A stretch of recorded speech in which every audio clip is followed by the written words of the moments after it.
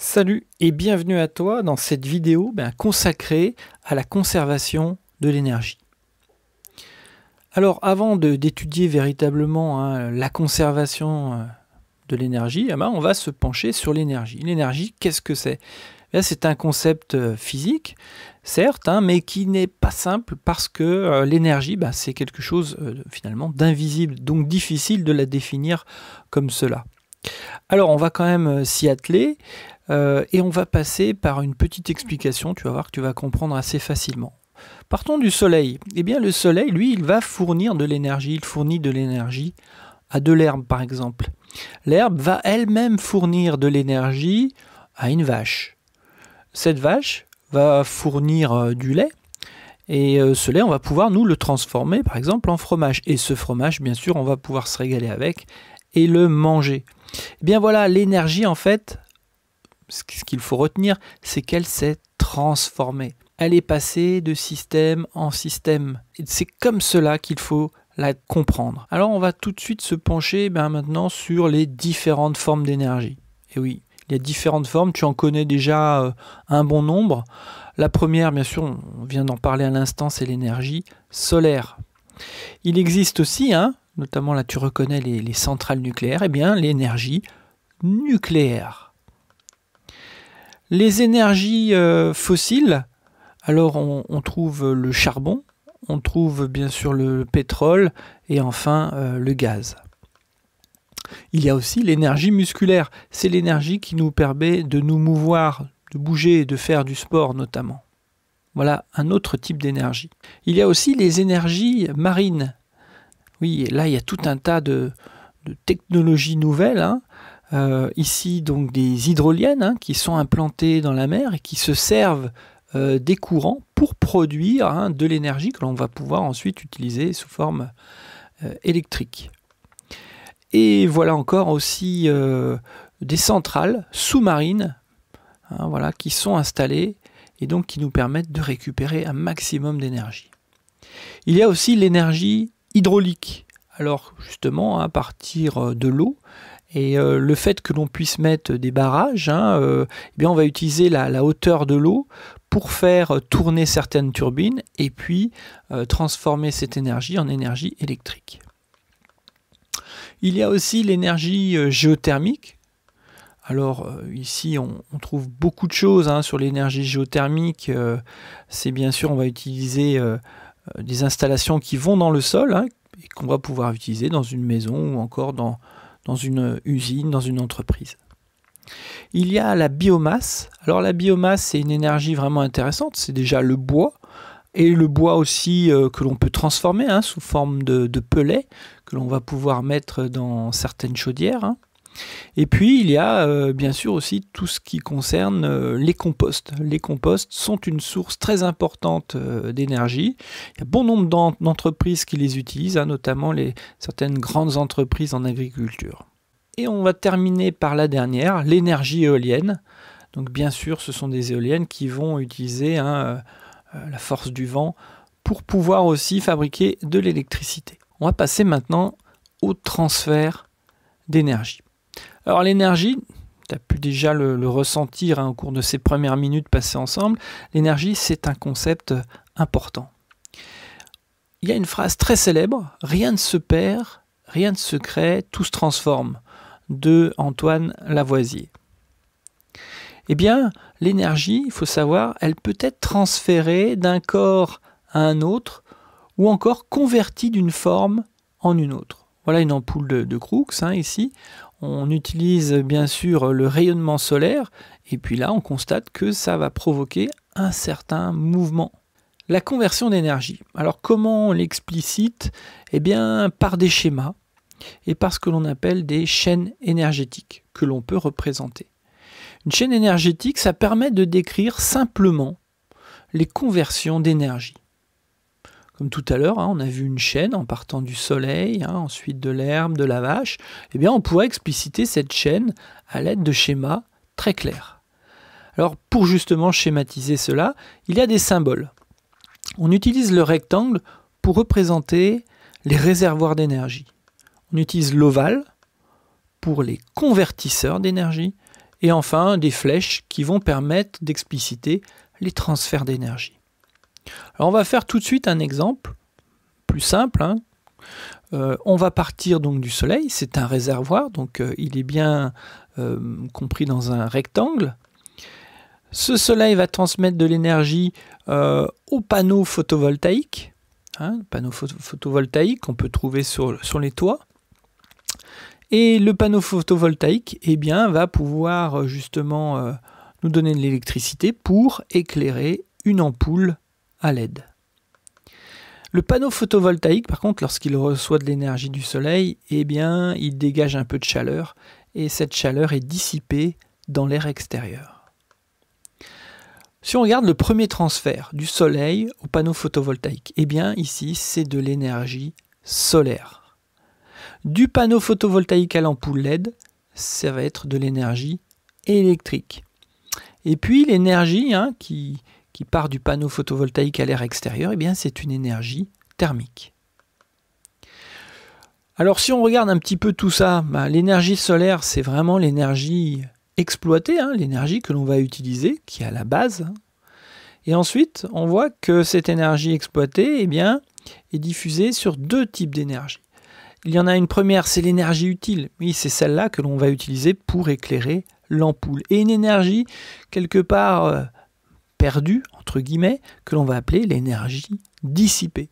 Voilà, donc énergie exploitée va donner l'énergie utile et l'énergie dissipée. Ce qui nous donne cette formule, l'énergie exploitée, c'est égal à l'énergie utile plus l'énergie dissipée.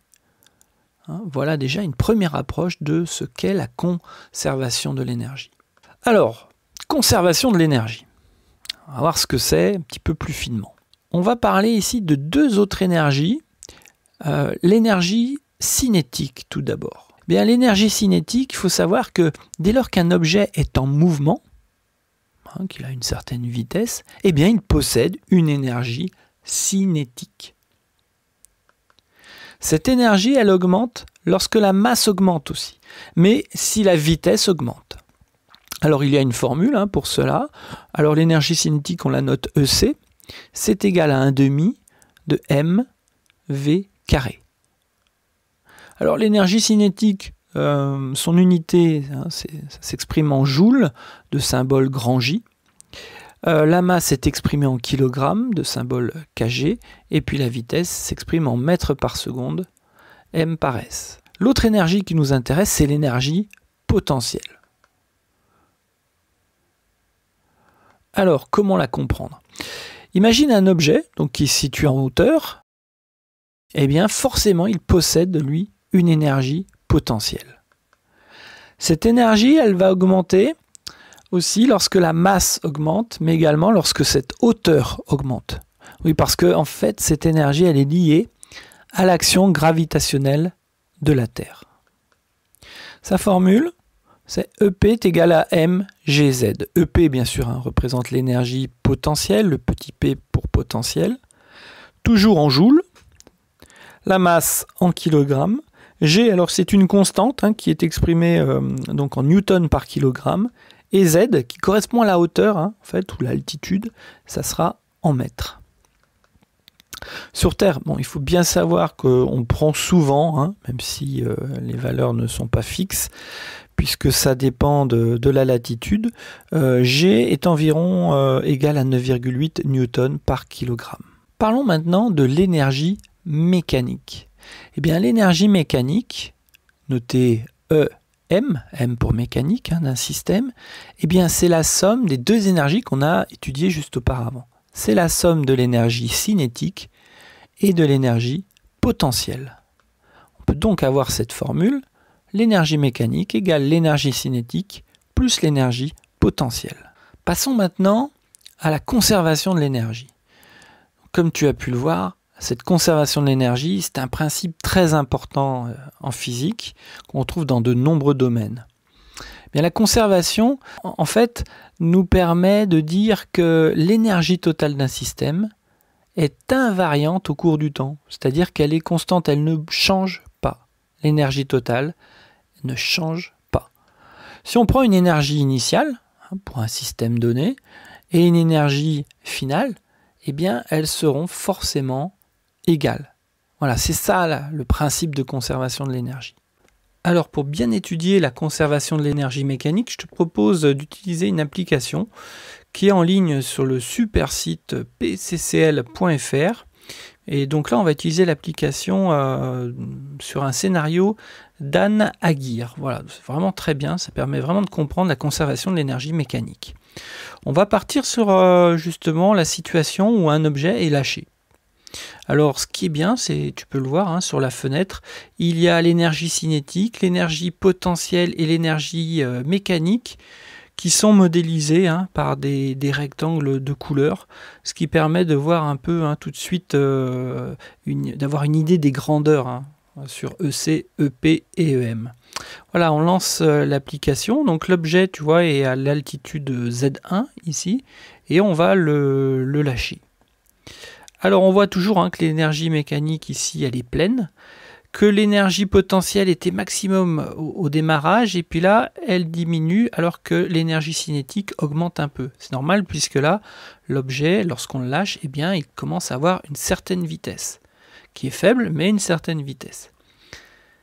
On continue à lâcher l'objet, on voit que EP diminue et EC augmente. Et oui, la vitesse de l'objet augmente, puisque l'objet se rapproche du sol, et dans ce cas-là, comme il se rapproche du sol et donc de l'altitude 0, eh bien l'énergie potentielle va devenir nulle. Voilà, donc pour la situation concernant l'objet lâché. On peut aller aussi, c'est vraiment génial sur cette application, aller voir l'objet lancé. Alors, même chose, tu vois, on retrouve la fenêtre, on a l'objet qui est ici, à une position, tu verras, du lâcher qui correspond à Z1. Ici, on retrouve notre énergie cinétique, notre énergie de position et notre énergie mécanique. L'énergie mécanique, tu vois, est totale. Je te rappelle, l'énergie mécanique, c'est l'énergie cinétique plus l'énergie de position. Allez, on va faire partir notre objet, on va le lancer. Voilà. Donc déjà ici, on voit qu'il prend de la vitesse, donc l'énergie cinétique augmente, et puis l'énergie potentielle diminue. L'objet monte, il atteint pratiquement un maximum, l'énergie cinétique donc est toujours présente, l'énergie potentielle est quand même assez forte, et puis l'objet va commencer sa descente, et là on voit que l'énergie cinétique va augmenter pendant que l'énergie potentielle diminue, mais la somme des deux reste toujours constante et égale à l'énergie mécanique. On peut le vérifier aussi sur un objet lancé verticalement, cette fois-ci.